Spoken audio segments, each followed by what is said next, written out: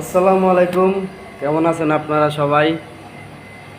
অনেকেই আছেন যে নতুন অবস্থায় এসির কাজ শিখতেছেন, কিন্তু আপনারা গ্যাস কতটুকু দিতে হবে সে পরিমাণটা আসলে জানেন না। বা অনেক ইলেকট্রিশিয়ান ভাই আছেন যে আপনারা ইলেকট্রিকের পাশাপাশি এসির কাজ করে থাকেন, এসির গ্যাস কত দূর লাগবে সে জিনিসটা আপনি বলতে পারেন না, বা এম্পিয়ার কত থাকবে। তো আজকে আপনাদের মাঝে আমি এটা শেখাবো আসলে গ্যাসটা কীভাবে দিতে হয় আর কত দিতে হবে। এই দুটো লক্ষ্য করে দেখেন, এসিটা কিন্তু রানিং চলতেছে, এটা হলো উইন্ডো 2 টন এসি। এই যে এখানে আইস আছে, এই যে বরফ, এই বরফ আছে, তার মানে হচ্ছে কি যে এসিতে গ্যাস কম আছে, সেই ক্ষেত্রে আপনার গ্যাসটা দিতে হবে।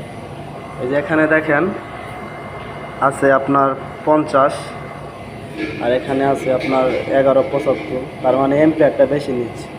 সেক্ষেত্রে আমাদের ক্যাপাসিটার চেঞ্জ করতে হবে, সার্ভিসিং করতে হবে, তারপরে একরের গ্যাসটা দিতে হবে, তাহলেই আপনার এসিটা পারফেক্ট কুলিং বের হবে।